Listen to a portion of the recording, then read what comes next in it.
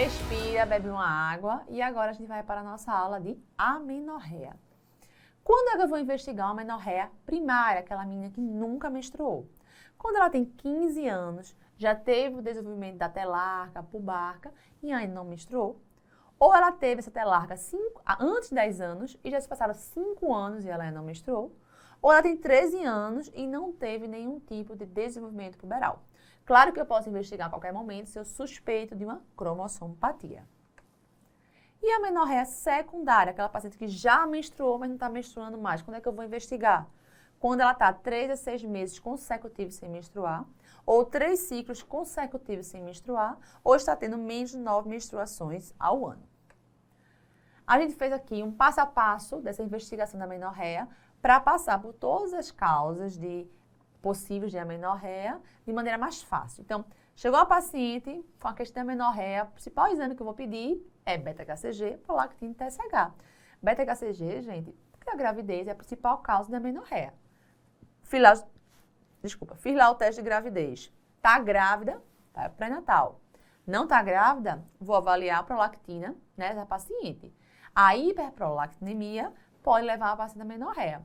A principal causa de hiperprolactinemia é o uso de alguma medicação que tenha como efeito colateral aumentar a prolactina, como os antidepressivos, principalmente os tricíclicos, que são muito usados, mas também haloperidol, que também é muito usado, metoclopramida, metildopa.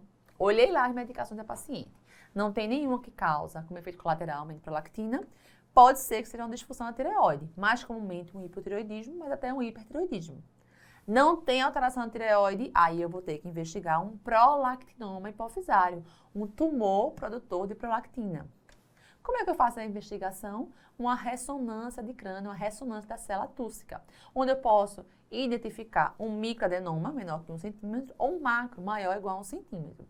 Gente, eu só trato o prolactinoma se ele for sintomático, como com amenorreia, ou galactorreia, ou infertilidade, ou sintomas compressivos, como dor de cabeça, alterações visuais.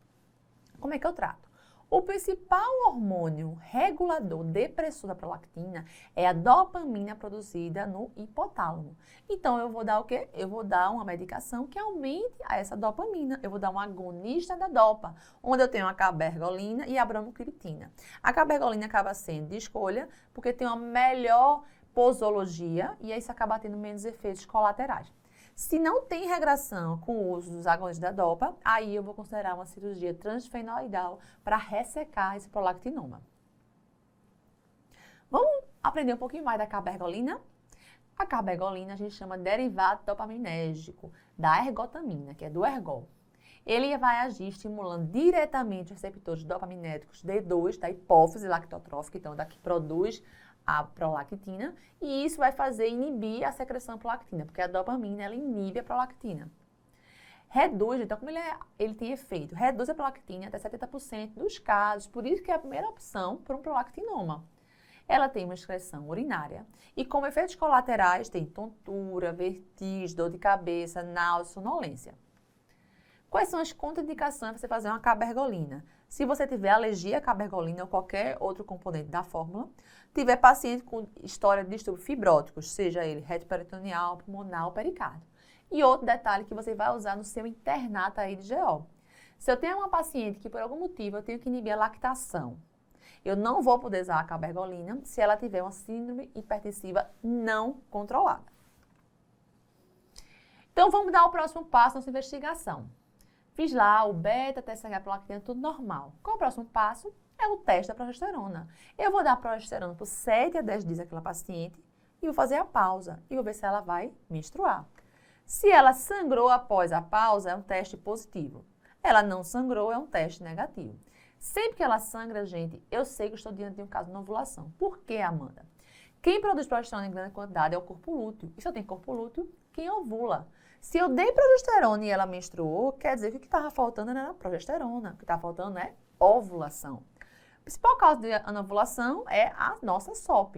Mas também a gente tem que investigar hiperplasia adrenal congênita no início tardio, como a gente falou. Um tumor produtor de estrogênio ou androgênio. Síndrome de Cushing, que aumenta a cortisol e leva a anovulação. Assim como a gente já falou de disfunção tireoidiana ou aumento da prolactina. Dei lá minha progesterona e eu tive um teste negativo, ela não menstruou. Aí eu vou ter que diferenciar, será que tem algo ali anatomicamente impedindo aquela menstruação? Ou é um caso de hipogonadismo, que é quando eu não tenho estrogênio para proliferar aquele endométrio. Para isso, eu vou fazer o teste do estrogênio e progesterona. Eu vou dar 21 dias a pílula combinada e vou parar. Se ao parar ela menstrua, teste positivo. Se ao parar ela não menstrua, teste negativo. Gente, se ela tem um teste positivo, quer dizer que na verdade estava faltando o estrogênio. Porque eu dei progesterona, ela não menstruou. Aí eu dei estrogênio e progesterona, aí ela menstruou. Sempre que está faltando estrogênio, eu estou diante de um caso de hipogonadismo, que pode ser porque o meu hipotálamo não está produzindo GNRH, ou a minha hipófise não está produzindo gonadotrofinas, ou meu ovário não está conseguindo responder ao GNRH e às gonadotrofinas. Já se tem um teste negativo, gente, eu dei tudo que esse endométrio precisa para proliferar, estrogênio e progesterona. E ele não menstruou, ou eu não tenho útero, ou eu tenho algo obstruindo a passagem daquela menstruação. Vou iniciar a avaliação por um exame pélvico e um ultrassom, geralmente o primeiro exame de imagem que a gente inicia, e vou avaliar. Ela pode ter uma síndrome de Rockitanski, uma síndrome de Morse, como a gente viu, um septo vaginal, uma atresia de colo, um ímã perfurado, uma fusão de pequenos lábios, uma estenose de colo ou uma síndrome de asma, que é quando eu tenho uma injúria naquele endométrio, seja por uma curetagem, por uma infecção, e causa fibrose, e esse tecido fibrótico não consegue mais responder ao estrogênio. Então, fiz lá meu teste de estrogênio e progesterona, e ela menstruou, e eu vi que é um caso de hipogonadismo. Quando eu tenho um caso de hipogonadismo, eu vou dosar as gonadotrofinas. A gente lembra que o GNRH produzido no hipotálamo vai atuar na hipófise, na produção das gonadotrofinas, que vão estimular tanto a produção hormonal como o desenvolvimento folicular desse ovário. Se eu tenho, gente, um aumento dessas gonadotrofinas, no caso de hipogonadismo, quer dizer o quê? Que o meu GNRH e minhas gonadotrofinas estão sendo produzidas até demais. O problema é que o meu ovário não consegue responder. Então, é um caso de hipogonadismo hipogonadotrófico, que é igual a um caso ovariano. Se eu doso as gonadotrofinas estão baixas, quer dizer que ou o GNRH não está sendo produzido, ou as gonadotrofinas não estão sendo produzidas. E aí vai ser ou hipotalâmico ou hipofisário. Sempre que eu tenho um caso de hipogonadismo hipergonadotrófico, é uma causa ovariana. E sempre que eu tenho isso, eu posso dizer que eu tenho uma insuficiência ovariana prematura ou uma falência ovariana prematura. Para eu chamar falência ovariana prematura, gente, eu tenho que fazer a dosagem do FSH maior ou igual a 25 e repetir no mínimo com um mês. Por quê? Porque às vezes o ovário sofre uma injúria, fica meio sem funcionar e depois volta. Então, para eu dizer realmente foi uma insuficiência, uma falência ovariana, eu tenho que repetir essa dosagem e ver que realmente está elevada. Sempre que eu tenho um diagnóstico de falência ovariana prematura, eu tenho que investigar. Mas a maior parte dos casos é idiopática, eu não vou achar um motivo. Quando eu acho um motivo, é comum ser uma alteração genética, como a síndrome de Turner, síndrome de Swyer, uma doença autoimune, que pode ser um oforite localizada no ovário, ou ser associada com outra doença autoimune, onde mais comumente é com a Hashimoto, diabetes mellitus tipo 1, lúpus, vitiligo. Pode ser uma infecção que causou um dano direto naquele ovário, como a cachumba. A galactosemia, que é uma alteração do metabolismo da galactose, e aí ela fica sendo acumulada e é deletéria para aquele ovário. Pode ser uma síndrome de Savage, que a gente chama de resistência à ação das gonadotrofinas. Aqui é mais comum a causa da amenorreia secundária, mas pode até ser a causa da amenorreia primária, onde simplesmente os receptores do ovário não conseguem responder à ação do FSH, eles não reconhecem. Pode ser que eu tive uma cirurgia e fui lá e tirei os 2 ovários, uma oforectomia bilateral, ou fiz algum dano direto àquele ovário, como na químio, rato, tabagismo. Sempre que eu tenho um diagnóstico de falência ovariana prematura, principalmente quando a paciente é jovem, é recomendado fazer o cariótipo, porque quando tem uma causa identificável, uma causa genética é comum. Se o meu diagnóstico já foi de hipogonadismo hipogonadotrófico, eu vou diferenciar entre hipotalâmico e hipofisário. Eu vou fazer o teste de GNRH. Eu vou dar GNRH para aquela paciente e vou repetir a dosagem das gonadotrofinas. Se ao repetir eu conseguir aumentar as gonadotrofinas, quer dizer que o problema é que eu não estava tendo GNRH. Então a causa é hipotalâmica. Se eu der o GNRH e não conseguir aumentar as gonadotrofinas, o problema é que minha hipófise não está conseguindo responder ao GNRH. Então, a causa é hipofisária. Sempre que eu tenho hipogonadismo hipotalâmico, o que é que eu vou investigar? Pode ser idiopático, investigue tudo e não tenha nenhum motivo. Pode ser acima de calma. Aqui eu tenho uma alteração na migração dos neurônios que vão dar origem tanto ao nervo olfatório como que vão dar origem às células produtoras das gonadotrofinas. Então, além dessa amenorreia hipotalâmica, essa paciente ela vai ter uma alteração de olfato. Pode ter uma diminuição, uma hiposmia ou totalmente uma anosmia. Pode ser uma amenorreia hipotalâmica funcional. Aqui, por algum motivo no meu corpo, está produzindo substâncias que estão bloqueando a liberação do GNRH, como no estresse excessivo, anorexia e bulimia nervosa, no exercício intenso com pacientes atletas, pacientes bailarinas, e isso pode fazer esse bloqueio da liberação de GNRH. Já se o caso for de um hipogonadismo hipofisário, o que é que eu vou investigar? Pode ser um adenoma hipofisário, pode ser um prolactinoma, pode, mas qualquer outro adenoma produtor que seja produzido lá na hipófise pode causar um hipogonadismo hipofisário. Porque ele pode, por exemplo, crescer, mesmo que já não funcionando e produzindo nenhum hormônio, e comprimir a haste do sistema porto hipofisário, que traz o GNRH lá do hipotálamo para a hipófise. Ou então ele crescer e comprimir as células produtoras de gonadotrofinas. Pode ser uma síndrome de Sheehan. Gente, o foco da síndrome de Sheehan é uma hemorragia pós-parto intensa que levou à necrose da hipófise. Então, além da deficiência das gonadotrofinas que a gente vai ter, nós vamos ter deficiência dos outros hormônios produzidos na hipófise. Então, ela não vai aumentar, porque não vai ter a produção de prolactina. Ela vai ter hipotireoidismo, porque não vai ter a produção do TSH. Ela vai evoluir com perda dos pelos do corpo, porque o ACTH não vai conseguir ser produzido para estimular a produção dos androgênios lá na adrenal. Então, ela vai ter outros comemorativos de um pan-hipopituitarismo. A síndrome da célula tússica vazia, gente, ela tem uma clínica similar à síndrome de Sheehan, não vai ter só de hemorragia pós-parto, e acontece porque nesse local aqui, que é a célula tússica, onde está ali repousando a hipófise, passa o líquido cefalorraquidiano. E eu posso ter uma alteração nessa membrana que está permitindo que esse líquido entre.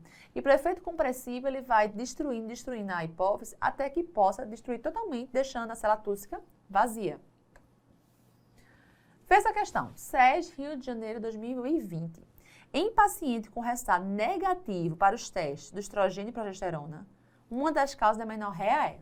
Então, se eu estou dando tudo o que precisa para proliferar e menstruar e não menstrua, é porque a causa é anatômica. Então, um adenoma hipofisário, não, aqui teria um teste positivo, porque seria um hipogonadismo hipogonadotrófico. Cinereia uterina, síndrome de asma, é uma causa de amenorreia anatômica. Eu posso dar o estrogênio que for e aquele endométrio por fibrose não vai conseguir responder. Hipotireoidismo e anovulação são causas de anovulação. Teriam uma resposta positiva tanto ao teste de estrogênio e progesterona, como desde antes com o teste só de progesterona. E vamos resumir nossa investigação de amenorreia. Paciente chegou com amenorreia, o que a gente faz? Beta-TSH prolactina. Tá normal? Teste de progesterona. Dou a progesterona 7 a 10 dias, faça a pausa. Fiz a pausa e menstruou, já sei que é a causa da ovulação. Fiz a pausa e não menstruou, eu tento diferenciar. É anatômica ou hipogonadismo? Faço o teste de estrogênio e progesterona. De estrogênio e progesterona e não menstruou, só pode ser um fator anatômico. Fiz o estrogênio e progesterona e menstruou, quer dizer, o que estava faltando mesmo era o estrogênio. Então, estou diante de um caso de hipogonadismo. Sempre que eu estou diante de um caso de hipogonadismo, eu vou dosar gonadotrofinas.